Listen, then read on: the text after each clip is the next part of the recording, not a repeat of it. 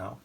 Hi, this is the directions on how to drain the water system at 3677 Walkwing. You need to do them in this order because if you don't, you can cause damage. First one is go to electrical panel and turn off the 220 switch, which is 14 and 15, but they're one switch to shut off the heat and the heating element in the kitchen. Because if you drain the water and don't turn this off, you'll burn out the element. Next, coming up. Point to it again. I did a close-up, so I think you can point. Okay. Yep. So that's the, what? This is the breaker for the 220 in the bathroom and also under the kitchen sink. Okay. And shut it off before you start draining water. Next is shut off the gas to the hot water heater with a latch up here, and then you can actually start draining the water heater down here.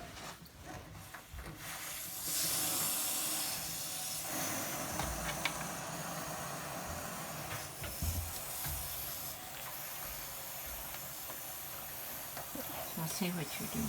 And you're twisting it to drain the water out of the water heater. So that little gray nozzle gets twisted. Yes. Or coupler, okay, or whatever you call it.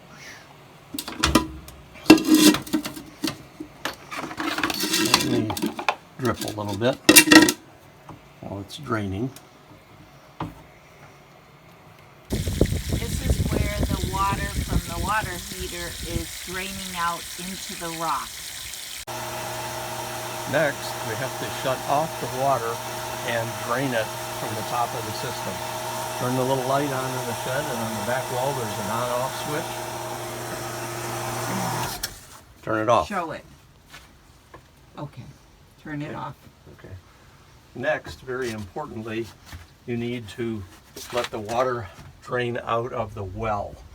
And before we do that, we'll actually come back and do that later. Now we need to go turn the faucets on to drain the system in the house and outside. 2 outside faucets to open up and drain. 3 actually. 3 actually. Okay.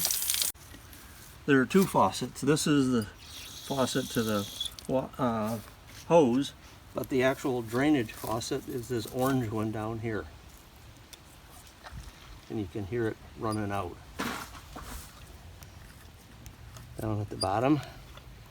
And then open this one all the way up too. And what does that drain, the orange one? It drains all the water on this side of the house.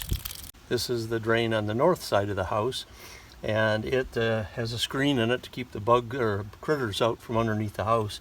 So you have to unscrew it and pull it up and out.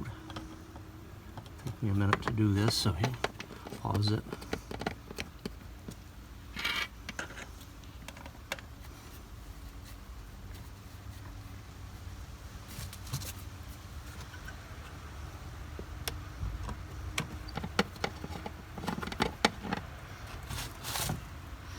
Okay, start it up again. Bottom of the screen out. Pull it up and out like this. And the faucet, can't quite see it from here, but it's right around this corner. Maybe Terry can take a picture of it under there. There. That's the faucet you have to open. Okay. That drains this side of the house. Turn it on. Yep. After you've opened it, you can hear and feel the water draining, is you need to put the screen back in, and the trick is to put the top part in first and then slide it in. There's actually a opening in there to put the screen into. Of course, I can't find good stuff to take it.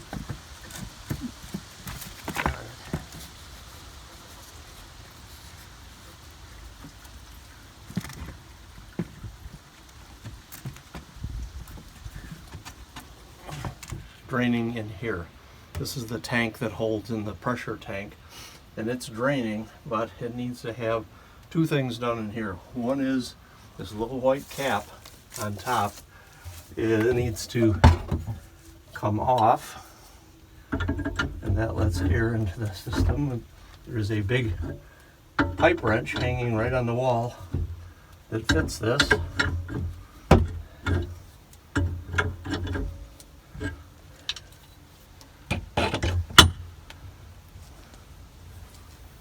lets the air in. And you put that right here so you can get at it in the spring when you need it. The other one, which is very important and very easy to miss, is there is a small drain valve, and I'll let Terry show a picture of it. It's right underneath the pump, and that drains the water out of the pump. And you have to. Picking it up. I'm opening this valve under the pump, and you can see water comes dripping out of it. Otherwise, it'll freeze in the pump. You see the water drains onto the floor. It doesn't hurt anything. Lets the water drain back down into the well and out of the pump so the pump doesn't freeze, which would cost you a lot of money. There are notes on the wall to remind you to do this. Start it again one more time.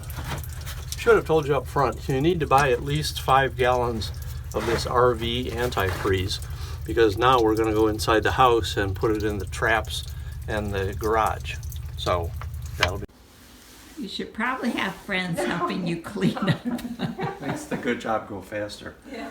All right, now what we're going to do is 2 things. To each place there's a faucet. Number 1 is open the faucet up so it will drain, which it's already started to. Secondarily, in the kitchen, we're going to open the drain in the kitchen for the hot water tank that's underneath. There is a valve down at the bottom, which you can see, the red valve, that's crossways to keep the water in the tank, and we're going to turn the valve the other way, and you can hear it to start draining the hot water. And of course, as you saw when we first started out, we've already shut the electric off so that it doesn't burn out the heating element that's in here. So you can hear it draining out. So now we're going to go to the next faucet. Kind of do these. Try to start showing you now. But first, you're going to flush the toilet. And then. And the water's all turned off. Yes, the water's been turned off. Okay, and we're going to get this little bucket here just in case. There is a drain back in the corner. Let's show a picture of it. You see that red drain? Again, it's crossways. We're going to change it to up and down.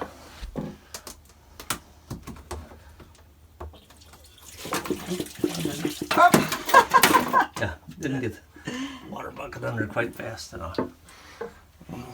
Okay. Then we've got another in here. We've got around the corner. Jerry wants to step in. Can you get in?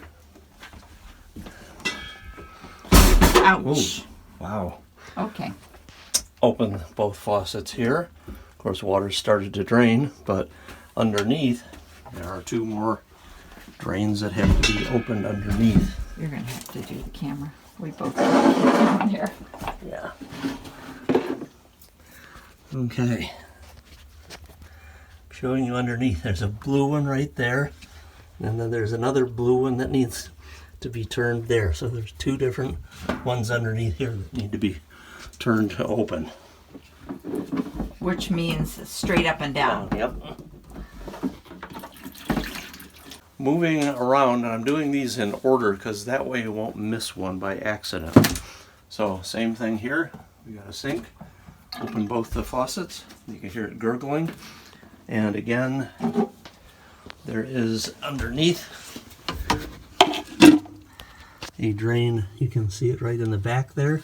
And on the bottom, that one needs to be opened up. And you can stop right now. Okay. All right, we're going to open both of these.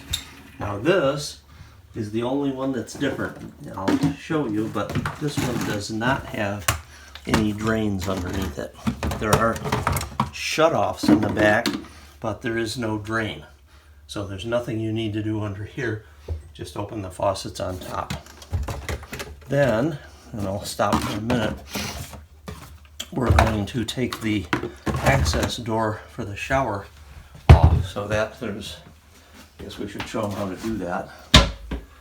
Is that there is these panels that pop out, come out like this. And we can prop them up against the wall. Oh, do we take each one of them out? In order, keep them in order. They're numbered. They're numbered on the back. And then we come to the wall, and there's the numbers that match on the back. There's one screw up in the corner you have to loosen up. And then that allows the piece of wood to come out. And it just lifts out like that. Move it aside. You are going to put it back in when you're done, by the way. And here, this is going to be a tough one to show without a light, is that you can see down in the corner there are two, I can find my flashlight, which I may or may not, yeah. Down underneath there are two drains underneath, two separate ones. Both of them are crossways. They're screw. Are you talking about these orange No. ones? Oh, Not these. They're underneath. okay. There are two of them. Oh yeah. And there's Bob, wording. I can't get that. Yep. There's wording right here to show you. They're down underneath the back. You have to feel them. You can't really see them very well. But there's two of them down there. Got 'em. And there's wording here to remind you on the back of the shower. Two shutoffs that you have to do. Okay.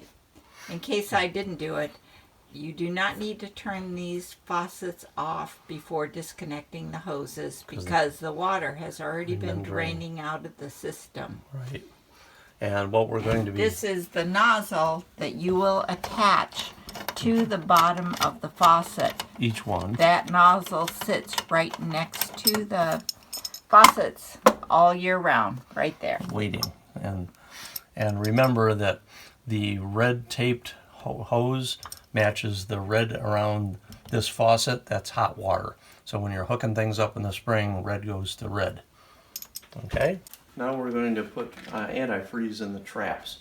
And you want to put about a cup into each drain trap. Okay.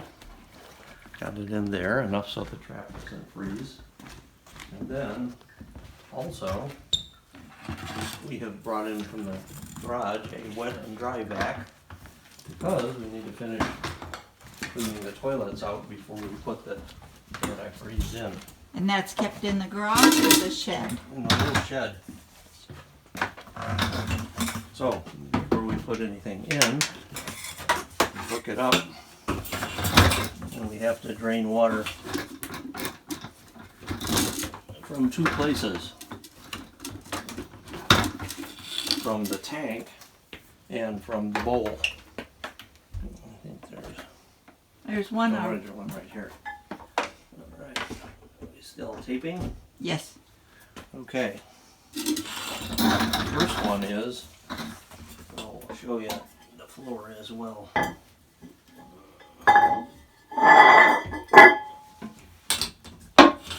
Flush the toilet. We did, and it filled back up again because we had to shut it off. We're going to drain this first and then drain the tank back here. So you can shut it off while it's noisy. So the water has all been vacuumed out of the toilet And the tank. and also out of the tank. So they're both empty. Now, the best way is I've actually brought a funnel up from the garage, a nice long one, because you want to stick it down the drain, you know, where the flapper valve is. And you're going to pour pink stuff in.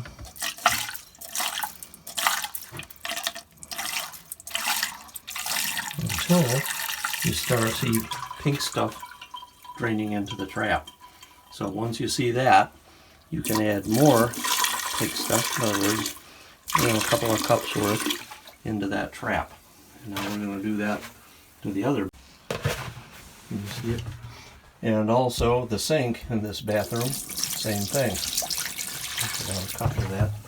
That's actually more than a cup. Okay. But About that much. You've got 5 gallons, so and when in doubt, we have to suck the water out first. So we'll plug this in, suck the water from the tank and from the bowl. Pardon the loud noise.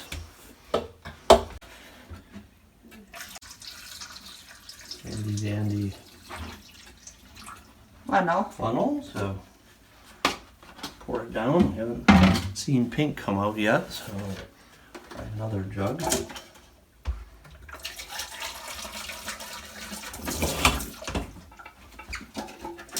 Oop, I think I missed.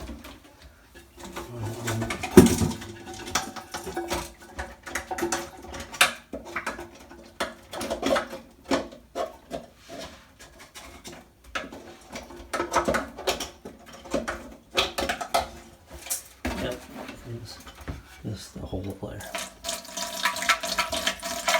And there we see it coming out down there. And then a little bit more.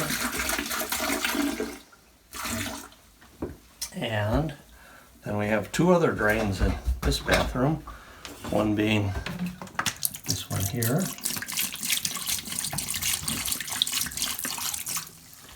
And the one that's easy to forget is this one here.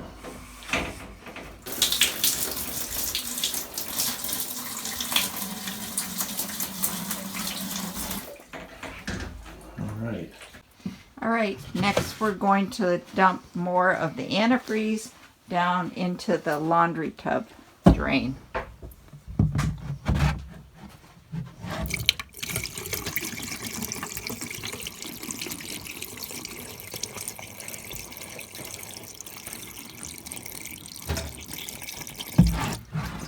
Think that's enough?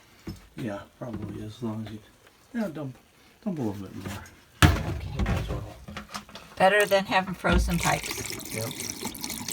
Frozen pipes are not fun. Yep. Okay. All right. Okay, next we're going to dump antifreeze down into the sink.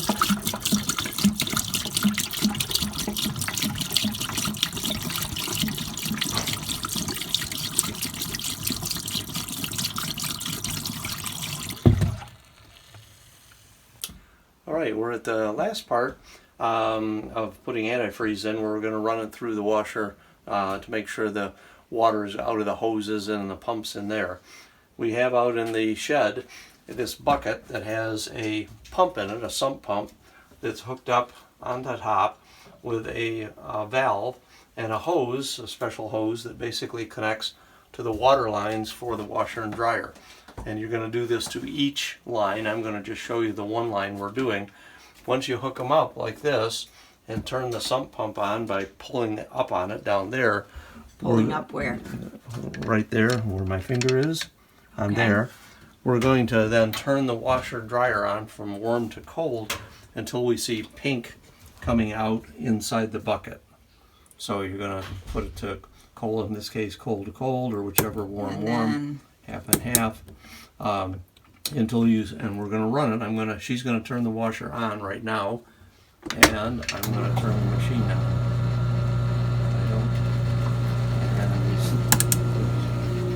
And seeing pink start to come out of the water.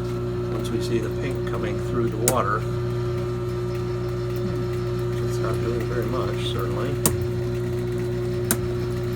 but there is pink water coming out, and that means there's antifreeze in the washer. This is the last step when you're draining the water from the cottage. And what you need is the compressor, which is down here, and the hose, the connector hose. And what you're going to do is the water's shut off, the valves are opened to drain the water out. You've already done that. And by the way, the red hose is the hot water, and the red one is the hot water when you're hooking it up in the fall or in the spring. And by the way, in the spring, before you turn the water on, shut those two off or you'll get water spraying all over the back. But now what we're going to do is blow air through the lines. We've drained them gravity feed, which this does.